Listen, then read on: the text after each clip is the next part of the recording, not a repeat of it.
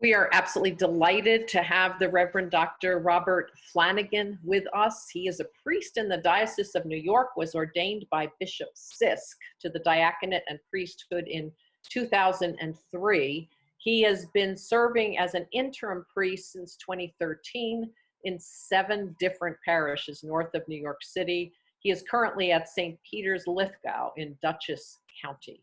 He's also an author of several books, and his latest book, which will be published in August 2020, we are all going to want to buy. It's Courage to Thrive, Embracing Joy, Peace, and Hope in a World Full of Anxiety and Depression. And for the last 10 years, he has volunteered with the American Foundation for Suicide Prevention, the nation's largest suicide prevention nonprofit.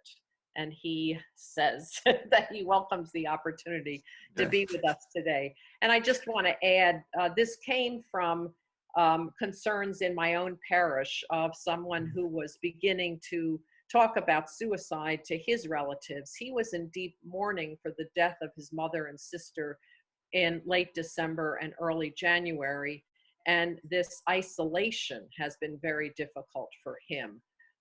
So in the process of talking to the family, and they finally did call 911, and he was embarrassed, and you know, it's been helpful because it's opened up new lines of conversation for him with other people.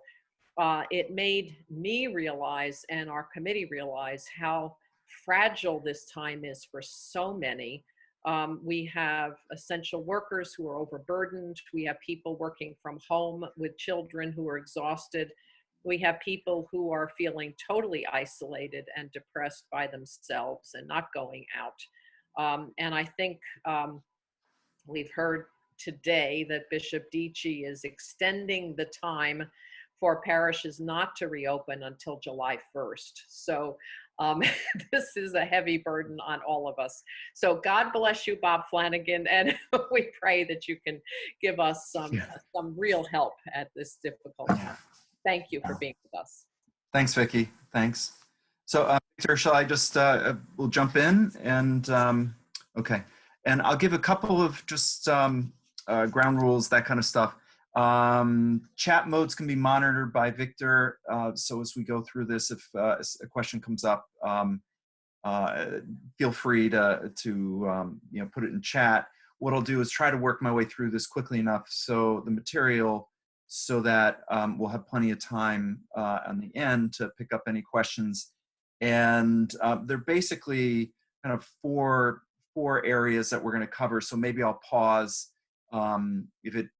if it feels right to take any questions, or at least just find out. So on that end. So I'm going to switch over to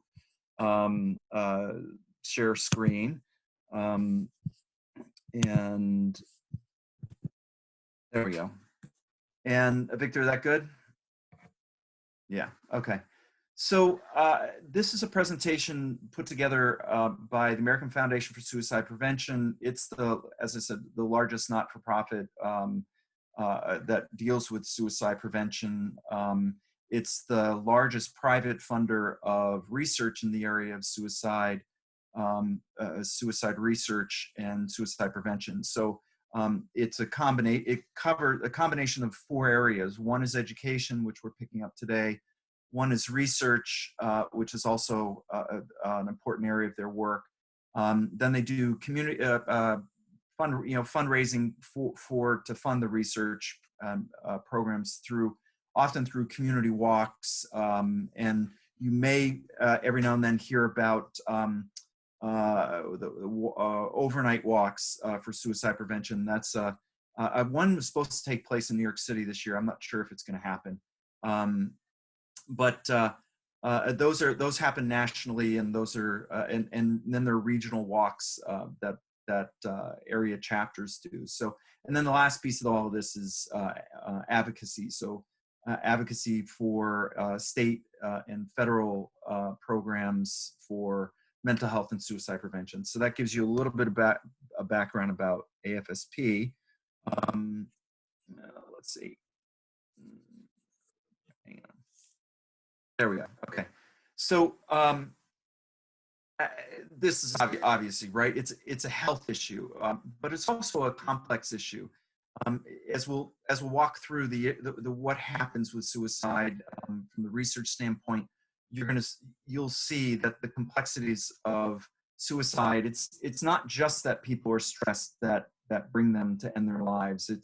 There's usually a combination of things. So we'll take a look at that. And then, and this is important for all of us as caregivers, that since I think most of us are clergy on the call, but that it can be prevented. That there are ways and means that this can that suicide can be alleviated, and what we talk about now is suicidal crisis as the things that people face and struggle with. The critical factors that you'll hear from this, based on which is really good news in terms of research, is that time matters. In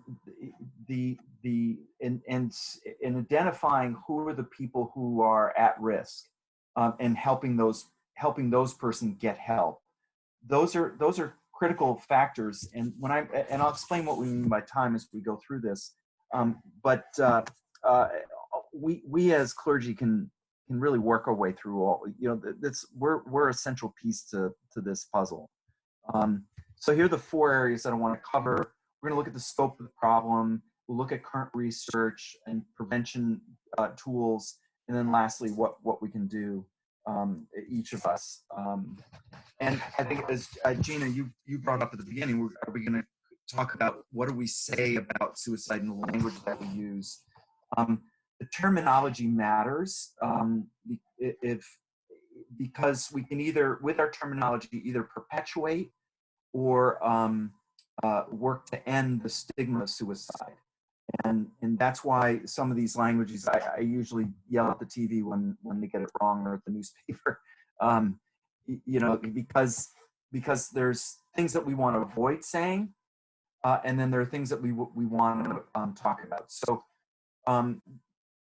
avoid committed suicide, failed or unsuccessful attempt. I think as we look at it now, I think you kind of go, yeah, this makes sense, right? We commit people to prison. People commit crimes. People, you see how we use it contextually. So when we say if somebody committed suicide, there's a stigma to that. We're lumping people together into an area that really shames. It can shame families, it can shame the people. And just like failed or successful or unsuccessful events, is that same kind of it's maybe if they were successful or not successful, as if it was a competition. So the way we want to language this, and why when you hear it, you applaud when you hear people do this, right? Died by suicide, or ended his or her own life, or killed himself or herself. Suicide attempt or death by suicide are appropriate ways to language this. And so when you have the opportunity, correct, when you hear it from others, correct people. They'll might be pushed back a little bit, but once you start talking about, people commit crimes, this is not a crime. It breaks it. Each one of us can break this, the stigmas that get associated here. Okay, so scope of the problem. Worldwide, 800,000 people die by suicide every year. And that's likely an underreported number, because certain countries don't report suicide. And think about this. I mean, as clergy, we may have run into this. Is we have these times where a family is like, they don't want to really say how that loved one died, and we respect that as clergy. So we've had, in the U.S., we've had to work legislatively to really encourage county coroners to appropriately designate how somebody has died. And and there's, you know, it points to that stigma that's out there. The way we look at this, every 40 seconds somebody dies by suicide. That's one of those kind of hard to believe, but as I go through this, you'll begin to see why. In the U.S., it's the 10th leading cause of death. In some age groups, it's the second leading cause of death or the third leading cause of death. But overall in the U.S., it's the 10th leading cause of death, and the numbers unfortunately are rising. We'd like to think that we've got a handle on this, but I remember just a couple of years ago, we were at 44,000 deaths in the U.S. And now as of 2017, which is the latest figures that we have, is 47,000. So perhaps some of the numbers are going up because the reporting's getting better, but we're not seeing suicide lessen in the nationwide in general on it. So what does that mean? You know, kind of, okay, if this number of people have died by suicide, this is how many people on average attempt to end their lives. For every one suicide, there's about 25 who attempt to it. And in other presentations, we could really get into the fine tuning of the differences in gender and other particular at-risk groups. So if you wanted that kind of information, you can just, you know, make a note and you can reach out to me on email, and I'll, you know, kind of things like, what are the risk factors for LGBT folks or indigenous peoples? You know, it all plays out in there. Military, we have that information. But so about 1 million people a year survive a suicide attempt. These are big numbers, so we're going to hear that in our congregations. The majority of Americans will feel the impact of suicide in either individually or communities. You know, I know since we've been quarantined, twice, people in my church, this little church, people twice have come up to me and said, "Well, you remember so and so's name? They died by suicide." And so it's real. It's a real thing, and it doesn't impact. It will impact our communities, and we kind of know this. So, socioeconomically, or the economic impact of this is in lost wages and productivity. So that's an estimate. I mean, it's just pointing at the seriousness of all this. Okay. So let's take a look at the research. And one thing I would want to note for you all is that the research is really quickened, and the depth of research has quickened in the last several decades.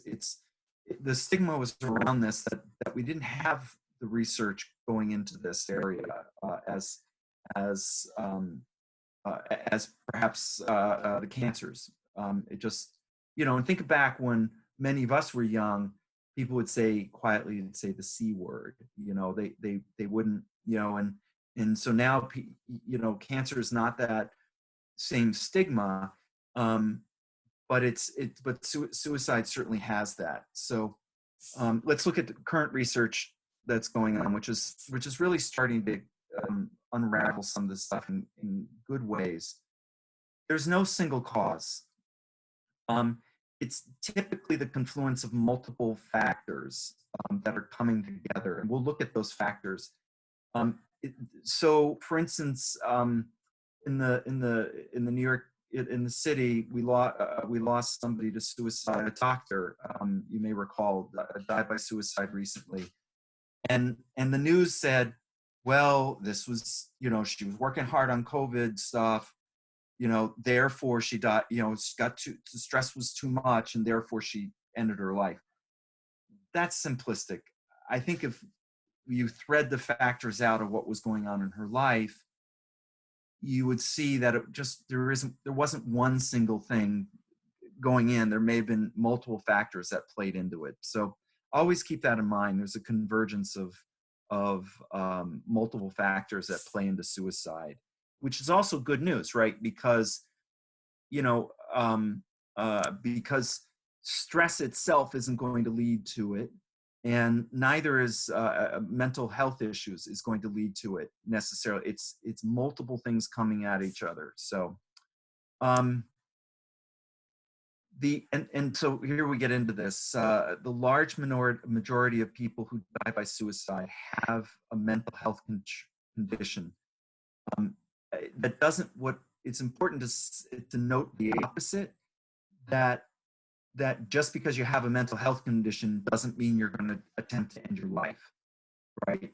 That's really important to keep in mind. I mean, to this, I mean, you know, as somebody who's faced mental health issues myself, you know, it doesn't mean that, you know, just because I'm having anxiety or whatever, it doesn't mean that means I'm going to end my life. It just, you know, it's a factor that can contribute to this. So it's not, it's not, you know, you find out a congregant has mental health issues, don't freak out, right? You know, it's or a family member, it's something to keep in mind, but it's not, you know, the sole cause.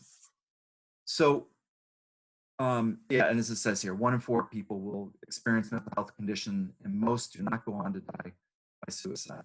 So, you know, that's I think it's interesting because this is how these statistics are changing and their understanding. It wasn't that long ago we used to say 1 in 5 people have experienced a mental health condition. So now 1 out of 4. It's just as we begin to lose the stigma of this, you know, we're getting a better sense of what's happening. Okay, let's see.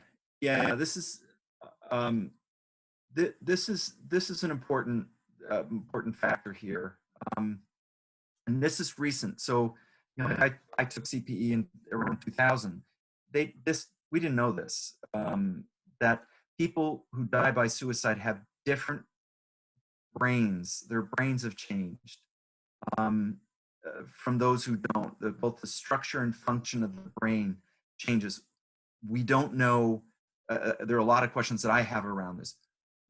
We don't know a lot more than that, but we can point to saying, what I would say is that your brain can be sick, if that's a way to put it, that you have a brain illness, that it just like you have a broken arm, or you have a high cholesterol,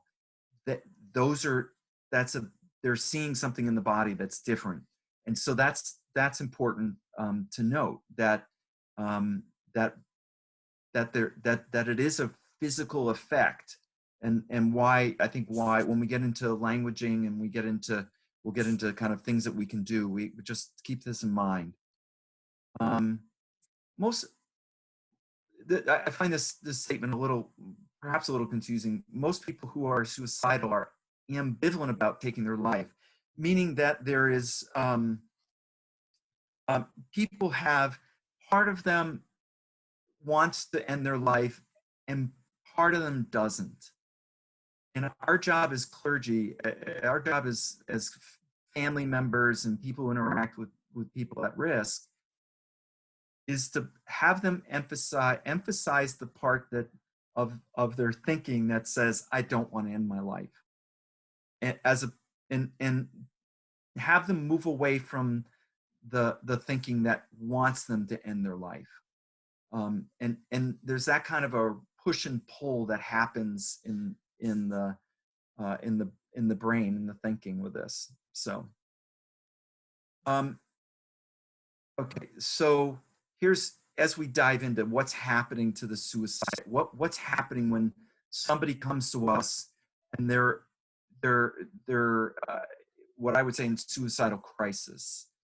It has reached a crisis point. They were likely been suffering for some time.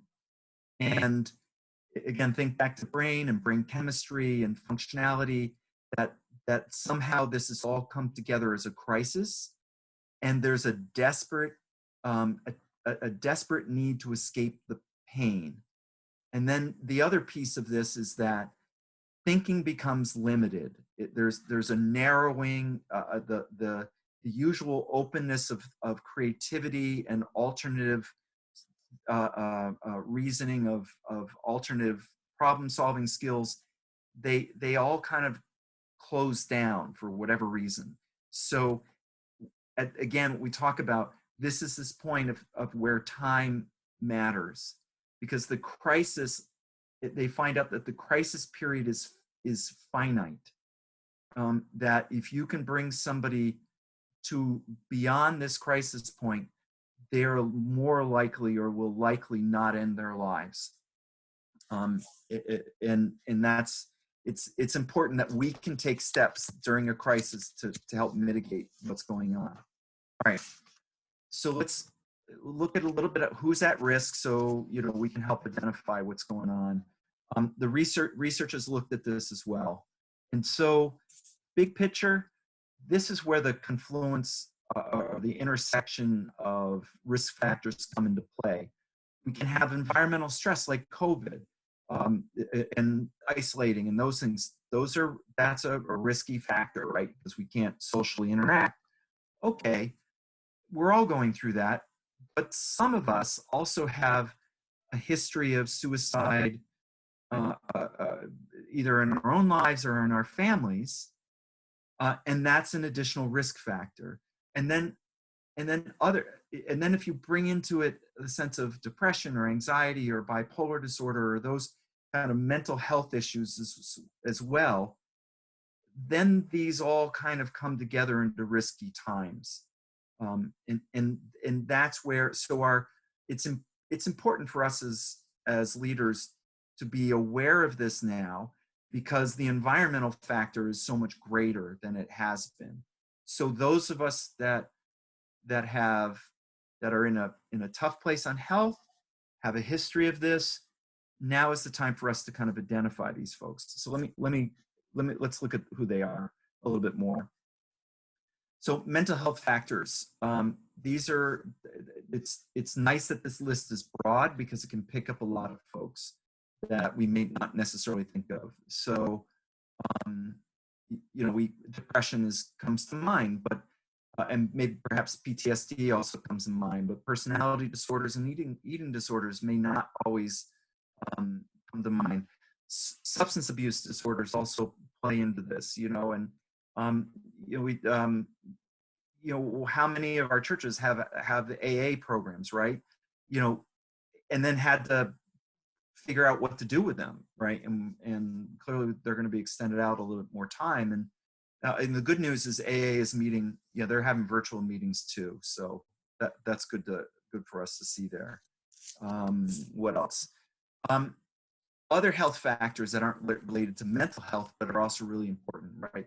Is chronic health conditions, chronic pain, and then serious head injuries. So that I think the first two should, for me, make me think about the older folks in my orbit as well, and those that have chronic conditions, right? Because we can think of, okay, I know in my congregation I've got people that are being treated for depression, I'm treated for personality disorders or whatever. We can kind of say, okay, maybe as clergy we know this, or as leaders of churches we know this. The other piece of this is, somebody who's in pain may just, and then on top of it have COVID, this isolation and COVID, they just say, you know what, I'm done, right? And so that's how some of this can change for us as risk factors. I mentioned the family factors. I would highlight the child abuse in there as well, previous attempts. These are all stuff for us to really be aware of as well. On that, let me move into so environmental factors. I touched on the bottom two. The top two are for us also to help understand. You know, we can think of lethal means as guns, right? But lethal means are a few other things as well.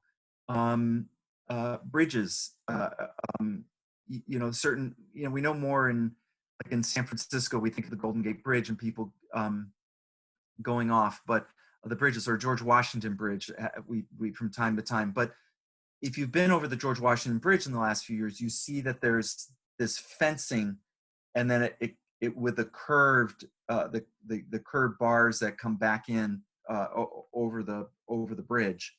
Those are for suicide prevention. The top of the Empire State Building has them too. You think, oh, this ruins my view. Well, too bad, because it ruins your view, but it keeps people, that means is prevented. And the other piece is, and this, it's not just with young people, but you know, we're aware of it now. You know, what exposure and contagion means is that some people say, oh, I'm hearing more people are dying by suicide, I'll end my life now too. You know, so that's what contagion is. It is a real thing, and it's an environmental factor. It's just one of those things that we need to be aware of. You know, bullying and harassment and legal issues, or losing one's job, relationship issues. Those all play into this as prolonged stressors as well. So now let's start to bring all this together. You know, is what you might see somebody with a, you know, this has it as a broken heart, right? You know, somebody's had a bad relationship, and okay, you know, the breakup has been really rough. You know, he or she is having a really hard time with it.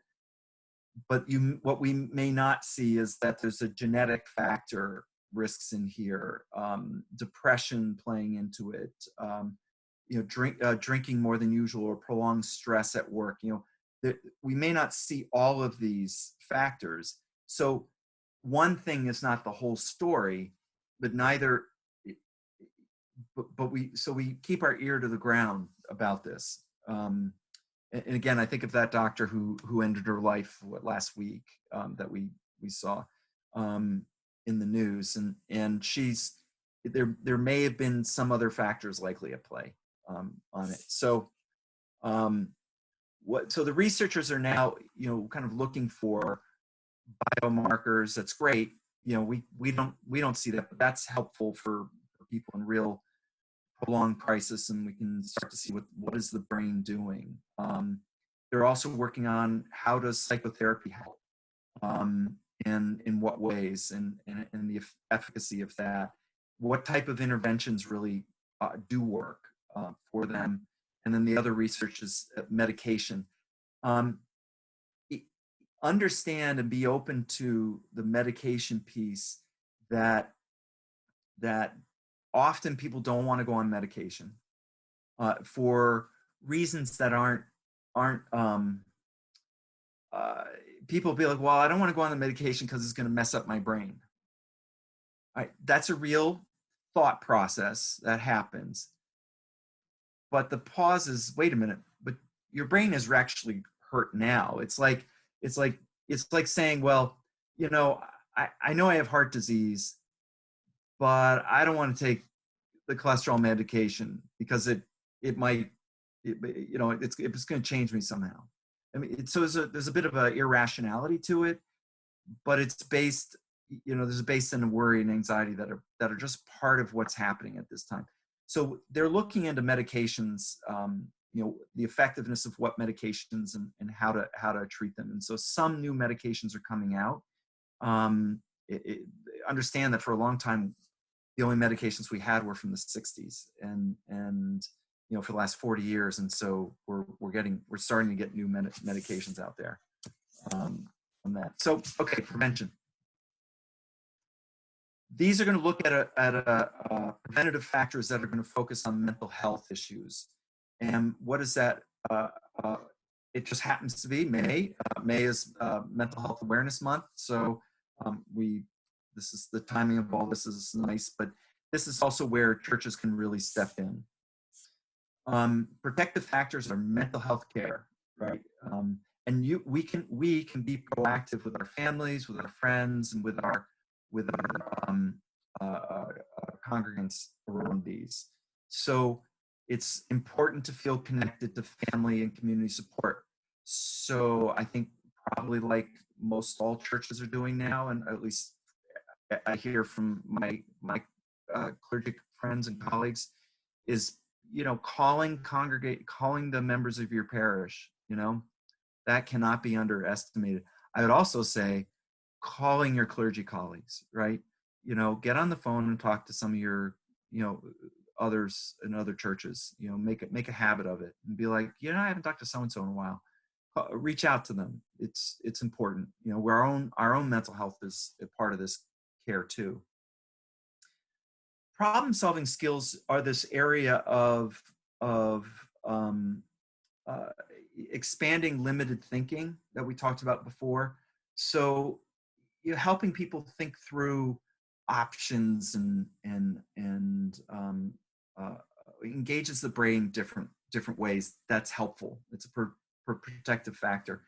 And then cultural and religious beliefs play into this as well. And from us as religious people, I want to, I would say there's been a number of studies on the impact of religion on suicide prevention. And it's, to be honest, it's a mixed bag. So just to be frank, in some ways, us saying that God doesn't want you to end your life is a really good thing, right? If we say, if you end your life, you're going to hell, not so good, right? As a teaching, right? And think about the million people who attempt. Think about the millions of people that are affected by suicide. Our languaging matters, because all of a sudden we're layering in the stigma of shame and guilt and all of this. So we need to think of that. Religion and the LGBT community is, we do a good job, right? But not all religions do a good job with this, of being a helpful preventative. If somebody is thrown out of their religious community because of their gender, their sexual orientation, that's not so helpful. But if we go back to number one, and I use this when I talk about suicide in the pulpit, and I do on occasion, is I will say, God doesn't want us to end our lives. That's not the kind of flourishing. That's not kind of the spiritual growth that God wants from us. It's let's put it that God's not going to punish and shame and send to hell somebody who ends their life, remembering at the core that our brains are not well, right? That the biology says that this is like, we have a broken arm, we have a broken brain. It's not something that we should shame. We're not going to shame somebody for a broken arm, on that, and nor should we do that here. So it's important. If you're interested in kind of seeing that kind of research, I can point you in the right way. So just, again, let me know afterwards. Mental health care. We kind of touched on this. Mental health care is really helpful for this. Getting treatment for anxiety and depression. Getting treated, not just for the major bipolar disorder or schizophrenia, those personality disorders, right?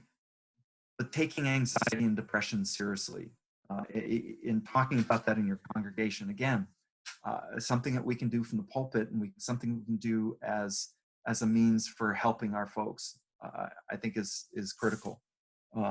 It's something that that us standing up and talking about it is helpful. Yeah, yeah. Only 2 in 5 people seek treatment. So there are a lot of people sitting in our pews that aren't seeking treatment. And there's a lot of factors. There's a lot of like, well, I'm not that sick. I'll be okay. You know, again, think about a physical health issue and how we would not wait to get treated, but people wait for this. So, yeah, mental health is a priority. And what we can do is saying, hey, it's, you know, seeing a therapist, seeing a psychiatrist is not a bad thing. It means that you're taking care of yourself. We can think of therapy as like physical therapist, like PT, you know. We hurt our back, we get our back surgery or knee surgery or elbows, whatever, shoulder, we go to PT afterwards. Therapy is just PT for our brain. And people, you know, people blow off PT too. My dad used to do that. Drive me nuts. So,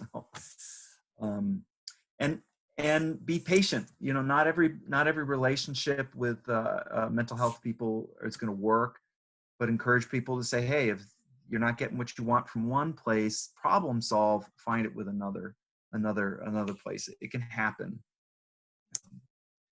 But the good news is, right, that there's and I've been a part of this on the advocacy side of getting it through federal legislation about mental health services being on the same level as physical health care. We're not all the way there yet. We're not where we want. The state laws are not all there. New York's pretty good. We call it mental health parity. So this is one of those things that we work on legislatively out there. So and I think we've all heard this, and we can encourage our congregations, you know, how they can now. I mean, exercise, sleep, diet, stress management are all important. If you're on social media, I would, you can go add to Instagram, to Facebook, AFSP, American Foundation for Suicide Prevention. Just search and you're going to get kind of a regular feed of positive things at this point of what we can do. So that's been their focus during this time period, is to share, hey, make sure you're getting enough sleep, check in with your family to get, you know, make sure you're getting outside and as much as you can, you know, and that kind of stuff. Because why go outside? Weather's hasn't been that nice, and you know, it's we're getting there. I guess this week it'll be better, I hear. So finally getting a little warmer. So those are the kind of things that we look at is how are we doing with those? Those can be for ourselves. There is a lot of support out there for loss survivors, those that have lost family members, and there is support for those who have had what we call lived experience. It's not a great term, it's a medical term, but those that have either attempted or had suicidal thoughts or been in suicidal crisis. So it's out there for us, and we just have to seek it out. And again, if you run into something where you're not sure what to do, you know, reach out to me. But I'll give you some other. I'm okay for some advice, but I'll give you some other information about like in the moment. This has been the biggest development in the last few years. The most important thing you can do is to put a suicidal person and their way of ending their life, put in between is time. Some studies have shown that the suicidal crisis lasts about 35 minutes. I like to say, you know, it's about an hour, but there's and that comes into brain chemistry, is that there is a shift in the secretion, whatever the hormones, the neurology that's going on in the brain. The crisis period is fixed. So if you find yourself in a place where somebody's reached out to you and they're you know, or a family member, you're like, what can you do? Is buy some time, and we'll talk about what to do next during that time period. Limit the means of access is really important, right? what happens is that often is that somebody says, well, I'm going to go to the bridge and jump, or I'm going to get a gun and I'm going to do this, or I'm going to go to the building, do this, or I'm going to take these pills and do this, or I'm going to, there's a variety of ways, right? And not to focus on them, right? So, but what's most important to remember is people usually don't have a plan B, right? Thinking's limited. They have a plan A. They don't have plan B. Well, if this doesn't work, I'm going to go do this, this, or this. It's limited that way. So time and prevention of access is really important. So here are the things that you can do, right? And I think blister packs for our older folks, there's something to that, right? Because it takes time to get all the pills open to do enough, as opposed to in a big bottle. It's a simple thing, but it's really important. So those are one of those things that we can do. All right. More specifics now into all of this. Conversations, best thing you can do, again, because it buys time, it gives us distance, is have a conversation with people. Caring and supportive, it's what we do. We know how to do this. You're not gonna say, if you say, hey, you're in a conversation with somebody and they're really upset, or you get that they're depressed. You say, are you thinking about ending your life? Have you had thoughts of ending your life? Do you have a plan on that?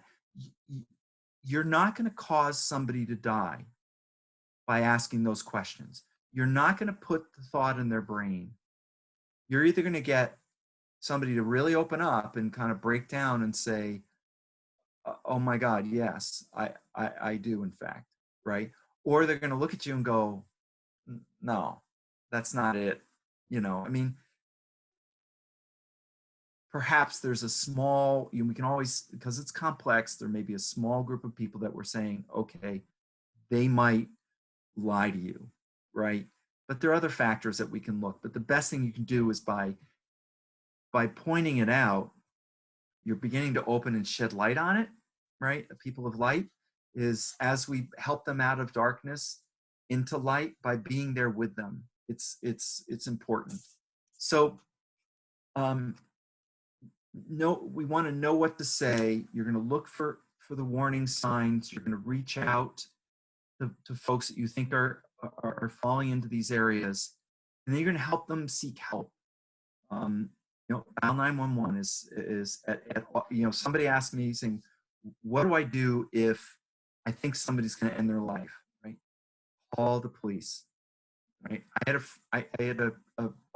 My example is I had a chat group that we all are friends of this one person, and there was this conversation going around like, we haven't seen Harry in a while, we're not quite sure what's up, he doesn't seem himself. And I said, all right, well, and he lived in Massachusetts. I said, well, I'm going to call the police to do a welfare check. Harry was pissed at me, and the interesting part is, Harry's been he's been a congregational pastor for 50 years, right? And he was livid that I had the police show up at his door and check on him. And he wouldn't, Harry wouldn't talk to me, or didn't include me in his emails. And he's never apologized. He never saw, like, I know you were just trying to do the right thing there. You're trying to be a friend to me. This is what, I know I live alone. This was important. No. Right. He acted just like anybody else would, just like, and that can happen. He was pissed. He was mad at me. He got over it.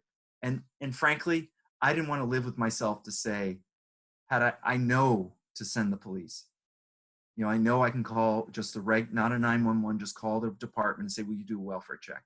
And I'll take the bad mood, or I'll take an angry person at me who's alive versus I didn't do something. So here I'm going to explain go through each of these at the same time, or one at a time. So if somebody starts talking about, even jokes about ending their love, don't take that joke. You know, it's not. I gently push back and say, you know, it's not. That's not good. That's not cool. That's not good to joke about ending life. You know, what's going on. You know, I call it out. They say I don't have any reason to. You know, these are all kind of, some of these make perfect sense now that you see them. That feeling trapped in unbearable pain are warning signs. You know, we might get somebody at the door. Of course, now we won't. But when we're all back together in July, but when somebody reaches out or on the phone call and says, "Hey, you know, I'm having a lot of this pain, just isn't going away," talk to them about that. That's important. The people may be indirect or direct about it, so they may, you know, be coy about it, and it's them just kind of getting used to it, about what they're, you know, and kind of sort of, and hopefully you'll see it. I also say is, if you miss it, do not beat yourself up about it, right? If you're going to be around suicide prevention long enough, somebody, you know, you're going to miss somebody, you know, or you're going to be in conversation with people who are going to be like, I should have known, I should have heard that. You know what? It's a complicated issue. Look at these behavior signs; they're important. The isolating, giving away possessions. I would also say is being overly happy about things is something to be aware of too. So that falls into mood, right? All of these are really important, but somebody also can be like, you know, somebody, wow, you've been really depressed. How are you now? Oh, I'm great, right? The scary piece to that is, and the trick is that they might have made a plan, and they feel good because they've made the decision. You know, I've talked to enough people parents who've said, he was so happy. We were so thankful that he had been in such a better mood lately. And, you know, it's hard. It's hard. So that's the tricky piece. These are the main ones to be concerned about, though. So on it. So bottom line is, as clergy people and as people who are leaders of churches, I say, if your gut is telling you something's up, something's up. You know, we know our people well enough to kind of, you know, wow, something was up. That was an odd conversation. You know, trust it. And you have to assume, particularly us as leaders of churches, that no one else is going to reach out. No one else is, you know, you might be the only you might be the only person who sends the police over to do a welfare check. You know, and that's okay.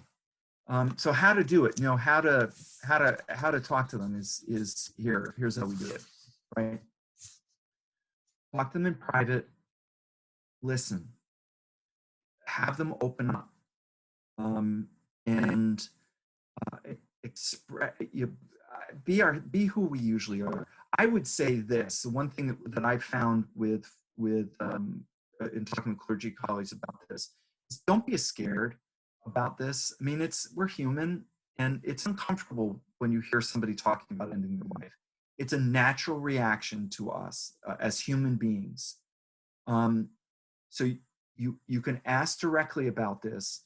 Understand that your own self is affected by this conversation. It just is.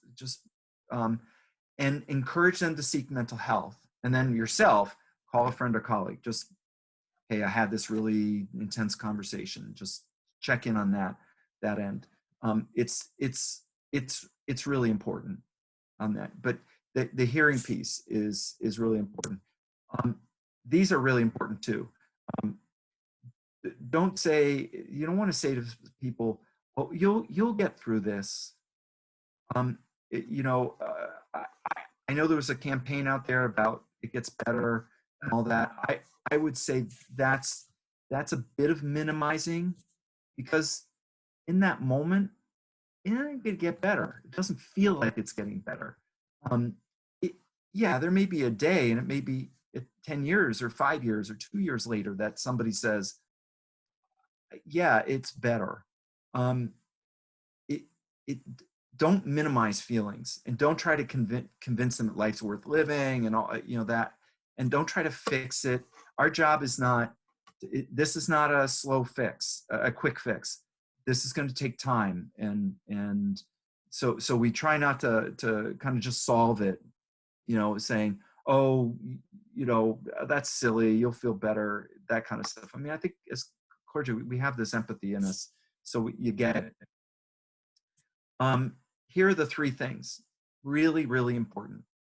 Stay with them, but if you feel that your life is in danger, don't stay with them, right? So you just keep that in mind. You have to protect yourself in there as well. Why do I say this? There's too many times where, and I had one of the conversations that came to me is a murder-suicide, right?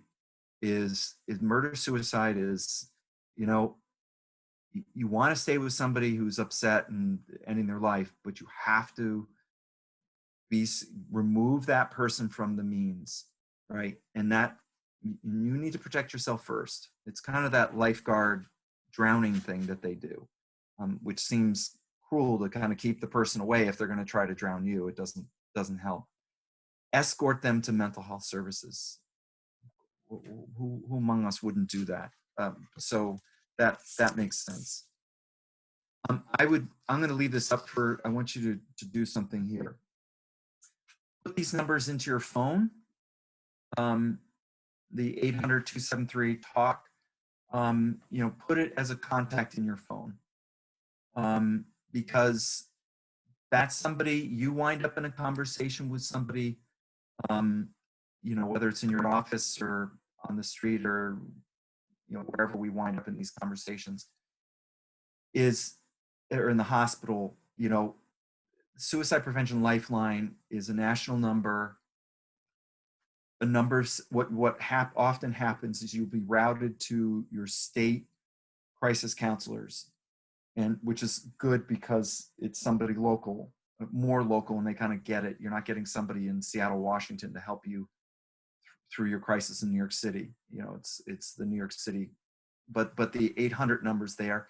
And then the text line, 741-741, is another one where you can, you know, young people may want to start there, right? Is to talk through, is to have access to these. So please, I think the best thing that I've seen is just throw it in your phone, and so you have it. You never know when it's, you know, it's like having the in case of emergencies numbers. And don't hesitate to call 911. I mean, it's okay. It's important to do, and I think as, you know, as clergy, we kind of get it, you know, that we can be in vulnerable, soft target places. So we're a little bit more used to it. But if your gut is telling you that you've got a problem here, just call 911 and let the police and figure it out. They're trained to help on this. So our job, you know, is to create that culture, and we can do that by sharing, you know, and reposting some of the important things from American Foundation for Suicide Prevention. There's mental health associations.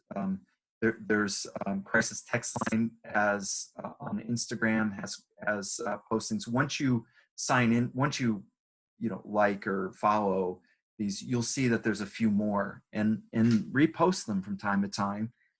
Feel for, you know, it's mental health month, right? It's the Easter season of light, you know, and rebirth.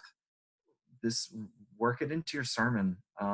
It's not a bad, it's what, when I've done that, I've had people come up to me afterwards and thank me, and they will say, you know, I'm glad that we're a church that takes this seriously, or that you've opened up a conversation. Only somebody who's going to be, I've never had somebody say, well, that's a stupid conversation to talk about. You know, I haven't had that. So this is the name of the presentation. You know, for more information and that, you know, feel free to visit afsp.org. It's a good platform. It's a good program to be, and they're in all the you know, you'll find them on YouTube. If you're a CNN person, the medical director of AFSP, Christine Moutier, has been on Anderson Cooper a number of times. I bet she'll be on as well. So that I am going to, and maybe we'll take some, if people have questions, so we have a few minutes. If there are questions.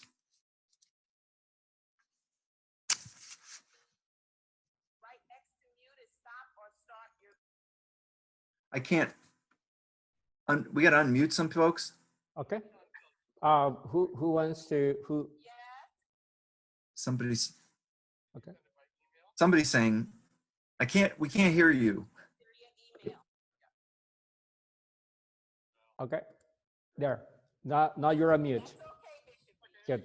You can ask the question now.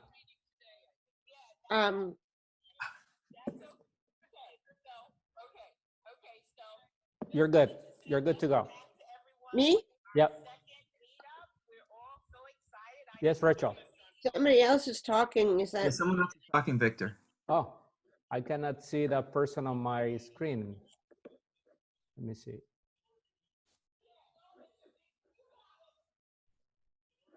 Oh. Rachel. Yes. Hi, I'm Rachel Fiore. I'm on the vestry at St. Mary's, Manhattanville, and I'm a retired social worker. I was very interested by the, I'd be interested in research on how the brain changes in suicide. Yeah. So that was a great presentation, by the way. Thank you. Thanks. So I would suggest if you go to the best, two things. One is go to afsp.org and look under research, and you'll get some stuff there. If you don't get what you want, shoot me an email, and I'll chase down the question just in case it's not posted in there. But they have plenty of they regularly bring up the new research, so they might rotate through things. Would I see your email somewhere on Zoom or? The one I use is here pretty easy. growingasoul@gmail. Growing a soul, all one word. Growing a soul. SOUL, not the growing a soul foot thing. Thank you. Yeah. And thank you. There were some points that I never actually learned as a mental health professional. Right. I think part of it is just some of this is it's new. They're developing and changing. And it would be nice to have it addressed occasionally in church, because there are people who don't say anything but who are depressed or having anxiety disorder or bipolar order, and I wonder, I've talked to some and sometimes they feel left out. Yeah. Because their lives have been mostly painful. And so when we talk about something being wonderful, but it leaves them feeling left out. Yep. Thank you. Yeah. Matthew wants to come up. Yeah, yeah, there you go. Yeah, can you hear me? Yes. I just wanted to thank you, Bob, and Victor, and the commission. Very timely, great presentation, Bob. Thank you. Thanks. And a huge thank you to Victor and the whole commission for the regular, wonderful, timely, important presentations. And you need to hear that. And so thank you all. Yeah. Yeah. Thank you, Matthew. And I couldn't agree more. Yeah.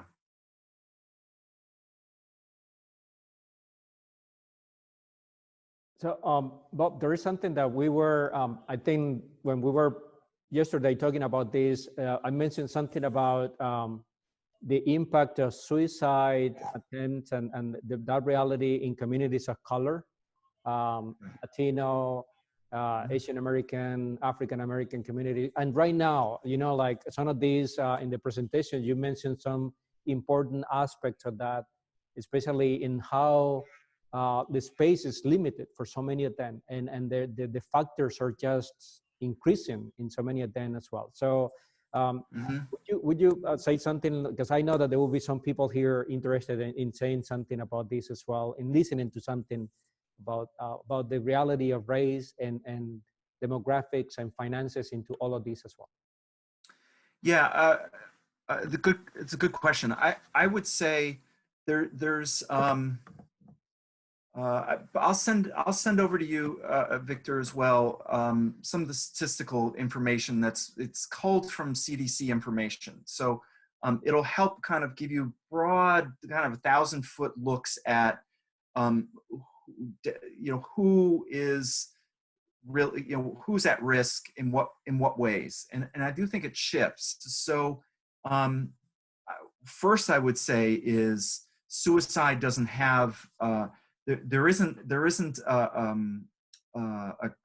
culture, a group, an ethnicity or identity that isn't affected, right? So it's that pervasive, and so we can't, particularly with 47,000 deaths a year, it's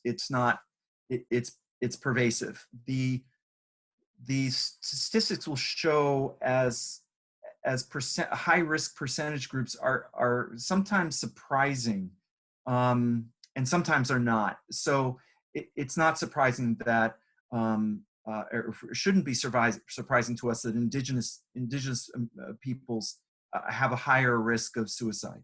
That currently military veterans have a higher risk of suicide. When you drill into that information, it's important to know that it's not just the current group that's coming off deployment that has elevated risk. It's veterans as a group. So it might be somebody from the Korean War era as well, or somebody who's kind of just come off a deployment in the last 5 years.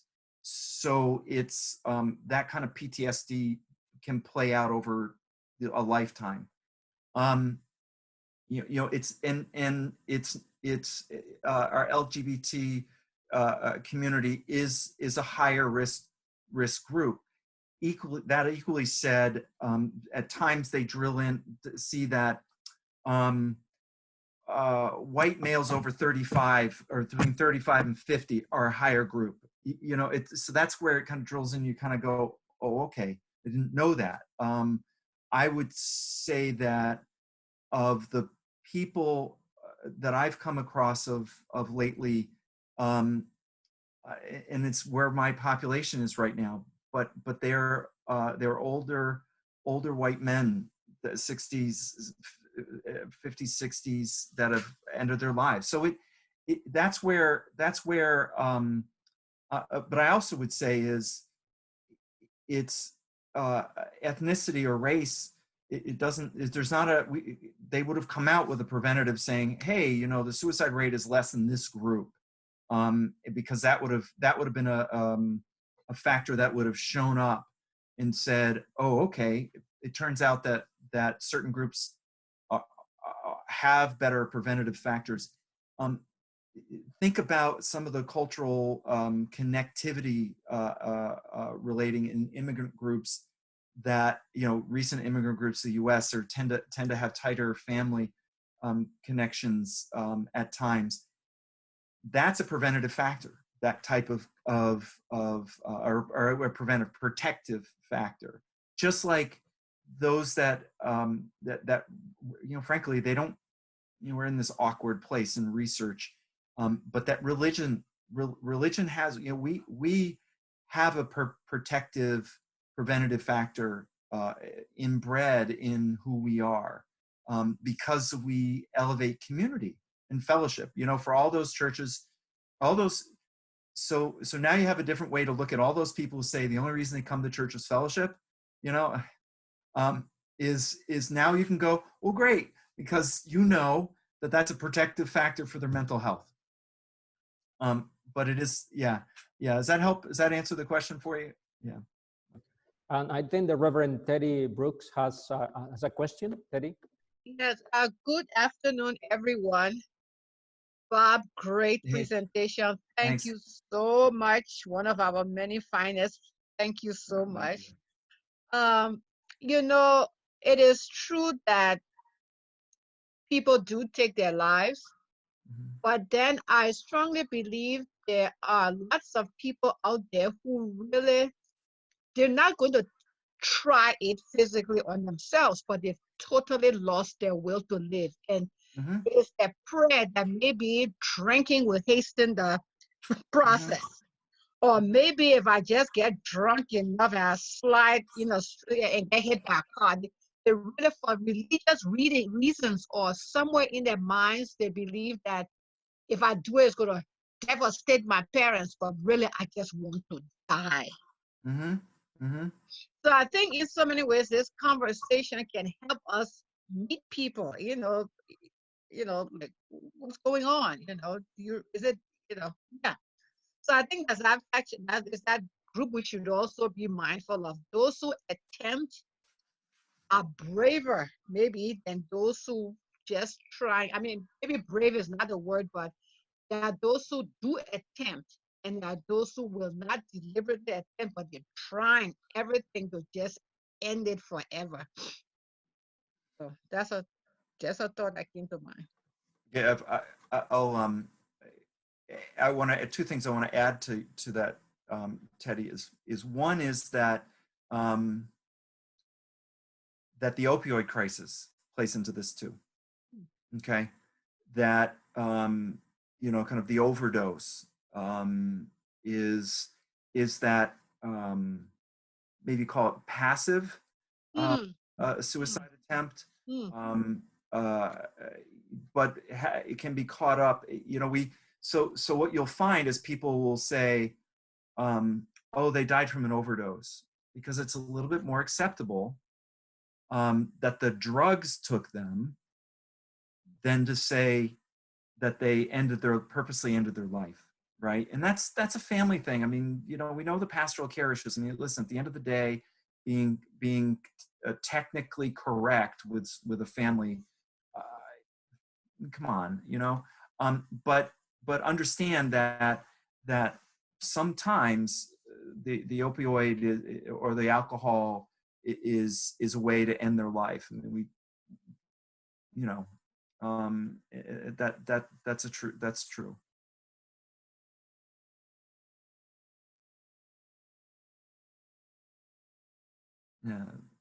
Yeah, hi, Vicky. Yeah. So what do you do if you know that somebody had been talking about suicide?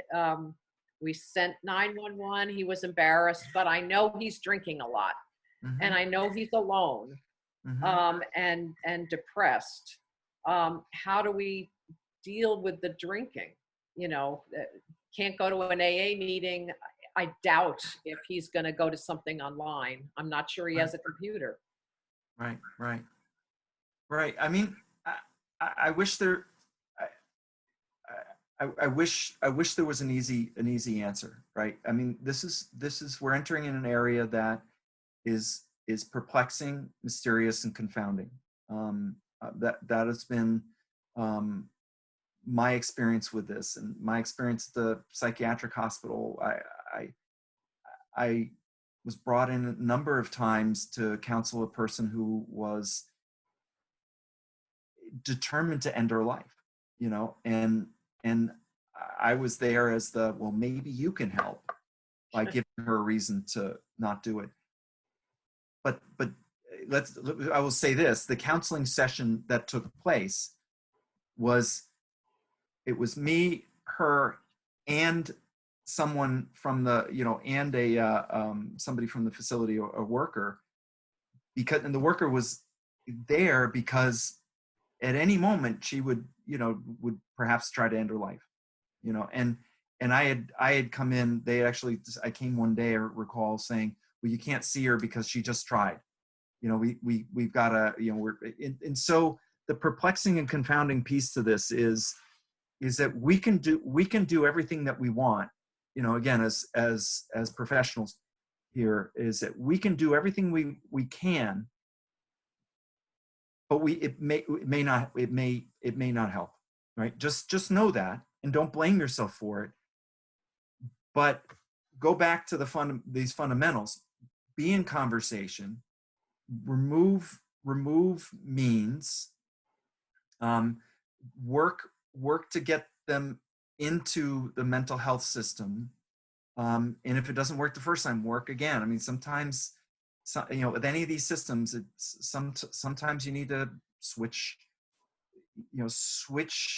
counselors, and and that, because the personalities don't fit, or whatever, or it takes a couple times, or the medicine, the meds help, but they don't, it's not the right medicine.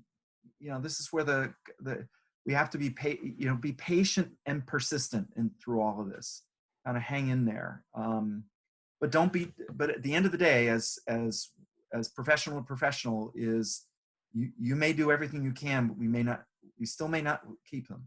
It's just, I'm not going to say don't do everything but absolutely possible. But understand that the brain is this mysterious thing that we're getting better grips on and understanding, but it'll perplex us. Thank you.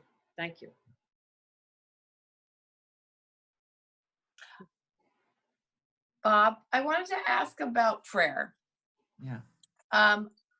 Again, I think many of us on the call are darn good at it, but yeah, I love this book, John O'Donohue, To Bless the Space Between Us. And it's because it has unusual prayers in it. But I also find, so I looked up, and there's a prayer for the family and friends of suicide. So this is after someone has taken their life. Right. And I read that prayer, and I realize there are lines in it that are, I feel, not pastoral. Right. And I think we have to be really careful, right? Mm-hmm. But then when I look in his other list of prayers that are under the heading States of Heart, so he has prayers for grief and suffering and loneliness, like pick one. And there is a beautiful one for suffering that I like. But again, I guess this is asking you the question, are there any go-to prayers that you have, urging us to look and to share what prayers we might have? Because I know in my personal experience with people that have been suicidal, that's been a way I have felt that it's been easy to connect, to text them a prayer, send them a prayer, mail them a prayer, for people who are open to that. But again, knowing I can't just cut and paste, because we have to be really careful of any line that might feel shameful and such. But, and then also, like with Vicky, when you were speaking, I thought what came to mind also was just that simple line, like, I can do all things in Christ who strengthens me. I mean, it might just be a really quick little short line, but what are some resources that you have in that? And I open this up to others too, to share or post in comments, any go-tos in the BCP or anywhere, because I feel like we can really share these resources. Good. I'm going to do three things here. One is, I do think that there's places in the Bible that really help us. You're going to get four things here. So, one is, I do think, and I think things of the the Serenity Prayer, comes out of AA. That can be helpful. This sense of giving over to God, that God's will be done, that we are possessions of God and in God's care, I think is helpful as a way of thinking through this. That there are times that the only thing that can keep us afloat is the trust in our prayers are being heard. I think of the Psalms. I think of so many of the Psalms that where David, I think, had a mental health issue, right? I mean, you read the Psalms from that point of view, you think, okay, Saul absolutely suffered from depression, right? Play the harp for me so I can feel better. I mean, that's it's there, from that end is certainly there. So those things to say. I would also say is particularly for the clergy, and we may open this up broader, is that in December, Bishop Dici is going to take part in with myself and one of the researchers, a suicide prevention researcher, and a biblical scholar, an old friend of mine who's an Old Testament scholar, who's going to look at. We're each going to look at from our own perspective of medical, biblical, theological, and pastoral. And the bishop's going to do a paper on pastoral theology in relationship to suicide. And so there's that resource coming. So I want to make you aware of that resource. I also want to make you aware, all right, I'm going to pitch my own book, right? That in August, when this comes out, it's essentially a devotional that looks at depression, anxiety, suicidal ideation, and panic attacks, which as I'm in a better place myself now to say that I have experienced all of those, and I'm writing from that perspective. And at the end of each of those, each of the 40 devotions, I've written a prayer, and they're based, so they may. You may be like, yeah, this speaks, or you may be like, it doesn't speak. Understanding that trust your gut on these things, and then I'm going to be patient. Is I want to grab this book here. Is written by it's called The Suicide Funeral or Memorial Service. It is published by Resource Publications out of Eugene, Oregon. And it is done, the two people, one is a licensed clinical psychologist, and the other person is a rabbi. And they have put this book together. It was recommended to me by those, you can take a look at it, by the medical director at AFSP. So this is a resource that she felt strongly about, that hit the mark, and within it, it gives us enough perspectives, it's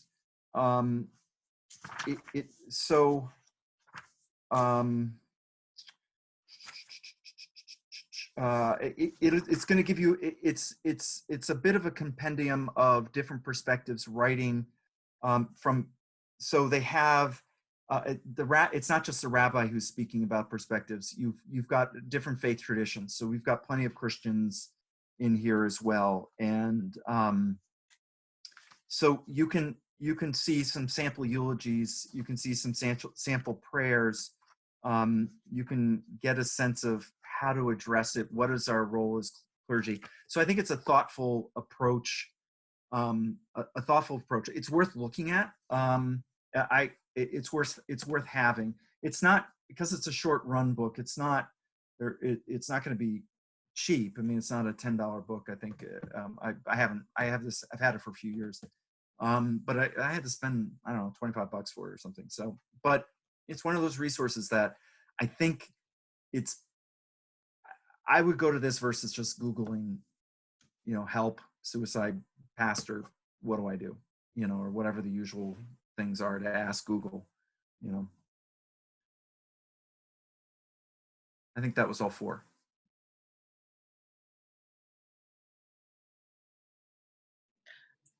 Thank you very, very much. This is really so insightful and helpful.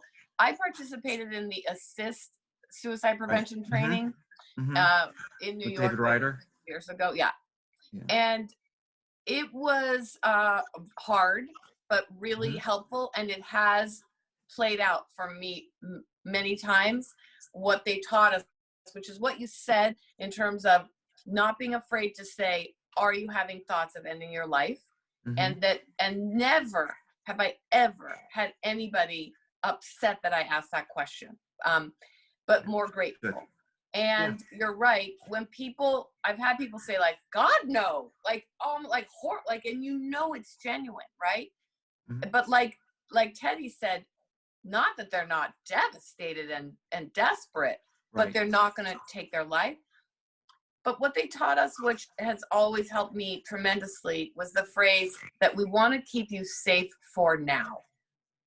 Because the person who is in crisis can't even see past like tomorrow or next week or next year, but just right now, just want to keep you safe for now.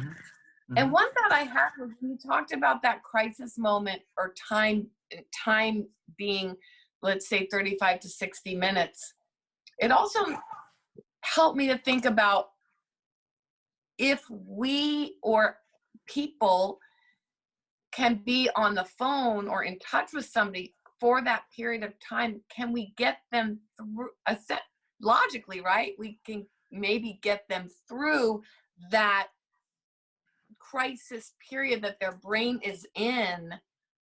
And I mean, I've seen it happen. So I guess that's a thought I had. Yeah, I think that's something to keep in mind, right, with it. And I think the ASSIST program, it's a couple days. It's an excellent training. David Ryder has taught it, and I've known David for years, and it's taught usually like general is where he's housed it. And I think it's a great program. If you can put the time into it, it's great. You're going to get into deeper parts of this, and I think it's important. 2 is I do think, I guess I would think about it, Gina, is if I'm on the phone with somebody, am I getting somebody else to call 911? And to get 911 to go there and buy that time, as you work it through, because you ultimately need, once you're through the crisis, the impact of the crisis is profound, right, on someone's life, and it kind of waves that go ripple into all sorts of aspects of one's life. So that mental health piece is really important. Yeah. Okay, we have reached our time. Thank you, Bob. I think this has been really amazing and a great conversation as well. And the resources are amazing. I think something that we can go back to, and I'm glad that we recorded this so that we can share this in the wider community as well. So thank you for your time, and thank you everyone as well for participating. Yeah, thank you everybody. Questions and all that. And Jim, I think, has something to say. Oh, no, okay. So that's, so let's depart this time knowing that wherever we go is holy ground, knowing that every conversation that we enter to is holy ground, and that in that space we are going to encounter God and the other as well. So go in peace. Thank you.